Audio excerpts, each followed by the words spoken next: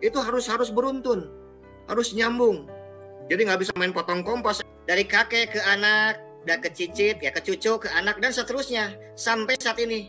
Bukan tiba-tiba ada riwayat potong kompas pada abad ke-10 nyelonong sebuah riwayat bid'ah pada abad ke-10 tentang silsilah Ba'alwi dari Ali As-Sakron tanpa ada rujukan primer dari apa yang disebut dengan turun-temurun tadi, baik secara riwayat atau secara kitab yang mu'tamad. Kemudian memaksa kita semua harus mengimaninya, kan aneh.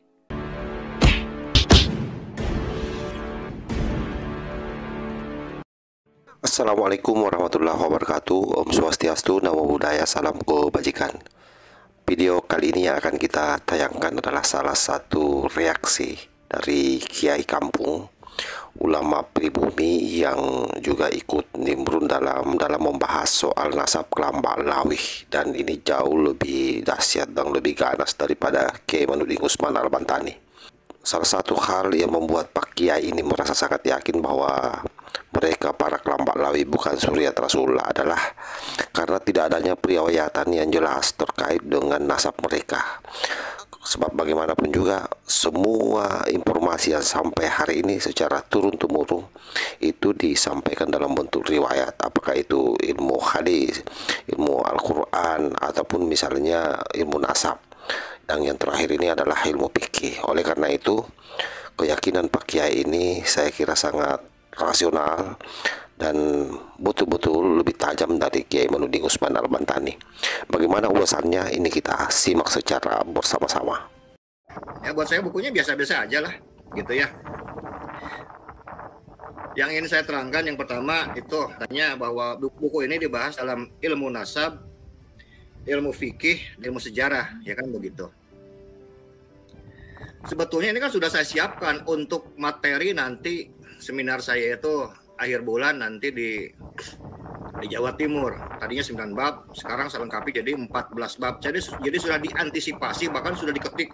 Selesai sudah dari minggu kemarin apa yang sebetulnya ditanyakan tadi itu ya, dibahas secara ilmu fikih, ilmu sejarah, dan ilmu nasab. Itu sudah dijawab sebetulnya.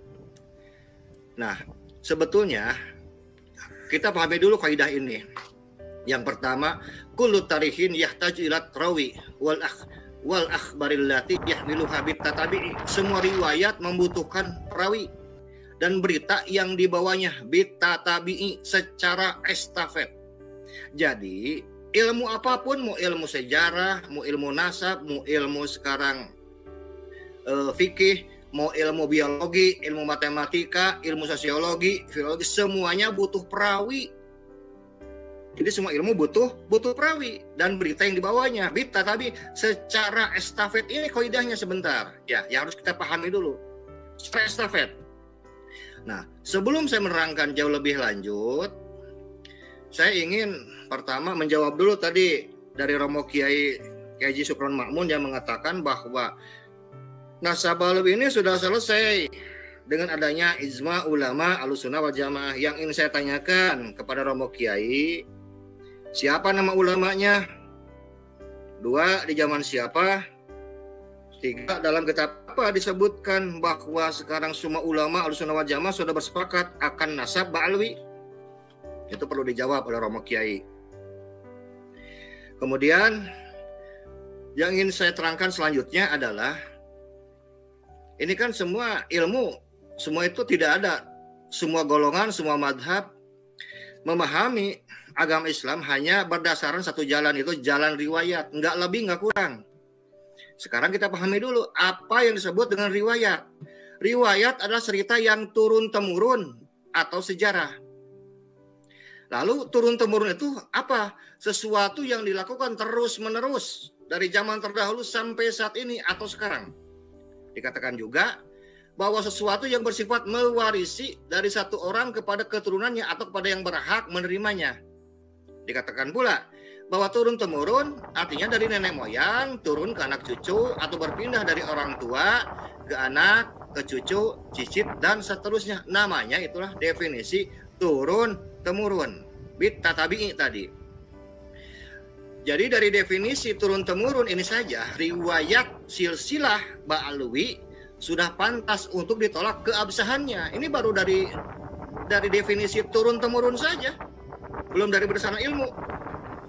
Bagaimana bisa Imam Ahmad bin Isa yang putra Imam Ubaidillah yang katanya lahir abad ketiga dan keempat Hijriah mengalami kehampaan, kekosongan riwayat mulai abad ketiga dan abad 4 Hijriah, di mana mereka dilahirkan dan dibesarkan sebagai orang besar berilmu yang berasal dari keluarga bangsawan terpandang.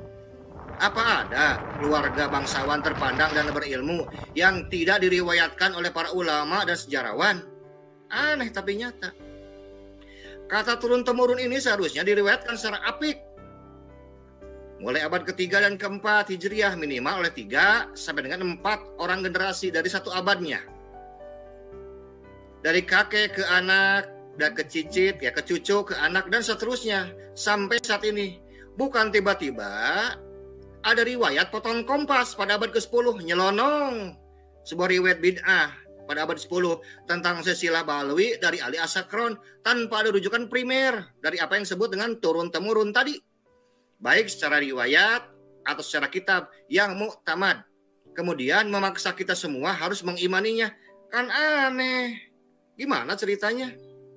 Ini baru segi riwayat. Ya. Jadi semua ilmu butuh perawi. Butuh rijalul hadis. Mana rijalul hadisnya?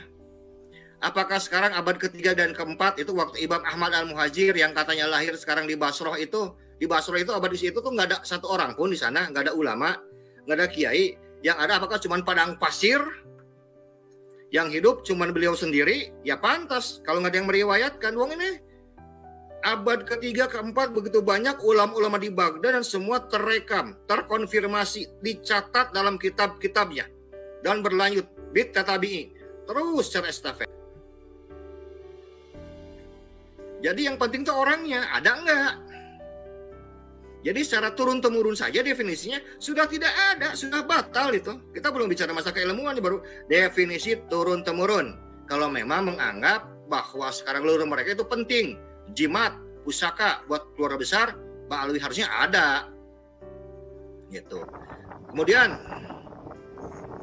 harus saya sampaikan yang lainnya, bahwa riwayat atau hadis, hadis itu kan bagian dari riwayat. Karena dia menyampaikan berbagai data informasi. Contoh hadis itu kan diriwayatkan oleh para sahabat yang dulu menginformasikan segala hal yang berhubungan dengan Nabi Muhammad SAW. Jadi tidak mungkin riwayat tentang Nabi Muhammad SAW diriwayatkan orang-orang yang tidak sejaman. Nah ini yang disebut dengan tobakoh pertama, di mana mereka melihat dan mendengarnya, atau mendengar dari orang yang melihatnya, atau mendengar dari orang yang mendengarnya. Inilah kriteria tobakoh pertama. Nah sekarang kalau kita kembalikan kepada rijalul hadis pada tobakoh pertama abad 3 dan 4, lalu siapa kira-kira orang di Basrah nih yang segitu banyak yang pernah melihat dan mendengar tentang Imam Ahmad al-Muhajir? Siapa juga yang pernah mendengar dari orang yang pernah melihat beliau, atau dari orang yang mendengar dari orang yang pernah mendengarnya Imam Ahmad al-Muhajir berbicara? Ada nggak? Selain berita sudah terterima, terkonfirmasi, ini perlu lagi ada check and recheck. Saya ambil contoh 3 saja, nggak usah banyak-banyak, dari Al-Hafidh Ad-Dahabi yang menjelaskan sehubungan dengan biografinya sekarang Khalifah Abu Bakar As-Siddiq radhiyallahu anhu. Ia adalah orang yang pertama yang berhati-hati dalam menerima riwayat. Diriwayatkan dari Ibnu Syihab, dari Qabisah, dari Zaid, bahwa seorang nenek-nenek pernah datang pada Abu Bakar As-Siddiq meminta penjelasan tentang hak warisnya. Beliau berkata, "Tidak, saya tidak mendapatkan suatu keterangan pun dalam Al-Quran tentang hukum itu. Dan saya tidak tahu apakah Rasulullah SAW pernah menentukan masalah seumpama ini." Kemudian beliau bertanya kepada para sahabat. Maka berdirilah Mughirah, sudah berkata, "Saya melihat Rasulullah SAW memberikan hak untuk nenek-nenek itu adalah 1/6. Kemudian Abu Bakar As-Siddiq bertanya, "Adakah selain engkau yang menyaksikannya?" Jadi ada syawahid, ada saksi. Mughirah berkata, "Muhammad bin Maslamah menyaksikan hal yang sama." Kemudian Abu Bakar As-Siddiq memberikan haknya yang 1/6. Ini satu riwayat. Yang kedua, masih juga dari Al-Hafidh Ad-Dahabi yang menjelaskan tentang biografi sekarang Khalifah Umar bin Khattab radhiyallahu anhu. Beliau adalah orang yang merintis ketelitian dalam menerima riwayat. Dan seringkali beliau tawakuf, maksudnya tidak langsung menerima dan juga tidak langsung menolak terhadap hadis yang hanya diriwayatkan oleh seorang apabila ia ragu. Diriwayatkan dari Al-Juwairi, dari Sa'id bin Ilyas, dari Abu Nadrah, dari Abu Sa'id Al-Khudri bahwa Abu Musa Al-Asy'ari pernah mengucapkan salam 3 kali di depan pintu Umar bin Khattab. Tetapi ia tidak mendapat jawaban, lantas ia pulang. Lalu Umar mengejarnya berkata, "Wahai Abu Musa, mengapa engkau pulang?" Abu Musa kemudian menoleh dan berkata, "Saya mendengar bahwa Rasulullah SAW bersabda, idza salama ahadukum salasan falam yujab falyarji." Jika kamu memberi salam sebanyak 3 kali, lalu tidak mendapatkan jawaban, maka pulanglah. Kemudian Khalifah Umar berkata, "Harus kau datangkan saksi atau kau akan kuhajar." Kemudian Abu Musa datang pada sahabat yang lain dengan wajah pucat. Kemudian ketika para sahabat yang lain sedang duduk-duduk, kemudian mereka bertanya, "Wahai sahabatku, ada apa gerakan yang terjadi?" Kemudian Abu Musa menceritakan yang terjadi tadi. "Adakah di antara kalian yang pernah mendengar hadis tersebut?" Kemudian para sahabat sebagian menjawab, "Betul, kami pernah mendengarnya. Kemudian kami mengutus seseorang di antara kamu untuk menjadi saksi di hadapan Umar bin Khattab." Yang terakhir, yang ketiga, masih dari Al-Hafidz Az-Zahabi yang mengatakan bahwa sehubungan dengan penjelasan biografi Sayyidina Ali bin Abi Thalib radhiyallahu anhu, beliau adalah seorang imam yang alim dan teliti dalam menerima hadis sehingga mengambil sumpah dari setiap orang yang meriwayatkan hadis kepadanya. Ini adalah contoh betapa mereka sangat waspada, hati-hati dan teliti dalam menerima setiap riwayat yang mereka terima. Padahal mereka adalah generasi terbaik, murid-murid utama Nabi Muhammad SAW, sesama pejuang, pembela dan penyebar agama Islam. Bagaimana bisa orang-orang yang datang belakangan yang tidak mengikuti, mencontoh metodologi para sahabat ini tiba-tiba harus kita percaya dan harus kita imani?